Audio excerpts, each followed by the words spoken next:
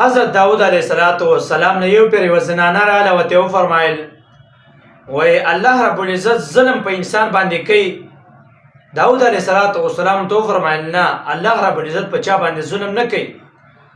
زنانه ورته وویل الله رب العزت په ما باندې ظلم کړی دی، الله خو په ما باندې ظلم وکړه، زه یو زنانه ذات یم په ما باندې ظلم وکړه. داود علیه السلام ته فرمایي الله ظلم نه کوي. زنانه ورته وایي زه پړی جوړوم، د اختونه دا پړی جوړوم او په هفتې په اخر کې به خرڅوم. پړی مې جوړ کړه، هفتې اخره ورځ ولاړم بازار ته، خرڅول مې په یو ځای کې مې کېغوستل، مارغه راغلی او هغه پړی زما نه اوچتله. زه چې کله دا پړی خرڅ کړم نو بیا په خپلو بچو له دغه باندې رزق راوړم. زما نه پړی دغه مارغه ویوړه، اوس زه په څه باندې رزق بچو له واخلم؟ الله په ما باندې ظلم وکړ. په دې کې دا زنانه ولاړه وه. بعضې کسان داسې راغله چې داود علیه السلام ته وفرمایل دا پیسې واخله، دا سل درهمه واخله او دا غریبانانو باندې تقسیم که. دا زنانه په دغه وخت کې را ولاړه وه. داود علیه السلام ته وفرمایل تاسو څوک یې او پیسې ماله ولې راکوئ؟ زه بیا په غریبانانو تقسیم کړم، ځکه چې په هغه وخت کې به د حکومت څخه خلکو د غریبانانو نومونه لیکل چې پلانې غریب دی پلانې غریب دی، نو حکومت ته به غریبانانو د نومونو پته وه. نو دې دا پیسې راوړې او دې ورکړې.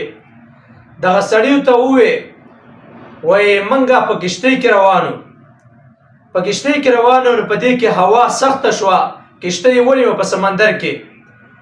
موږ ټول کاروباري کسانو موږ تجارت تللو، چې کله کښتۍ هوا ونیوله پرېغوستی نه، موږ هر یو کس چې په دې کښتۍ کې موجود و نو موږ نظر ومانه که چېرته دا کښتۍ الله بچ کړه نو موږ به الله په نوم باندې دا صدقه او درهم چله ورکړو. په دغه کښتۍ کې سوري وشو، سوري داسې سوري وشو چې دا کښتۍ بعینه دا زموږ یقین و چې موږ اوس مرو او هلاکېږو.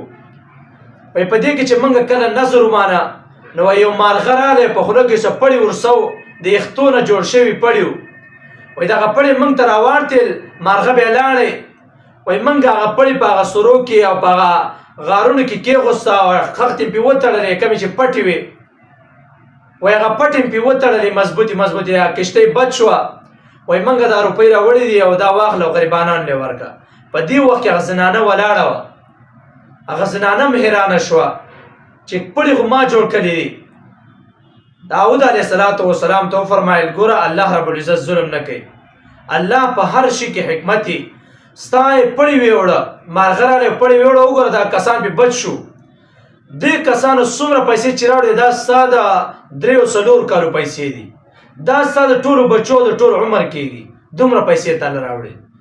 نو وګوره تا به ګټه کوله 10 روپۍ او دې تاله درکړې په تقریبا 1000 او 2000 دینار یې له درکړه.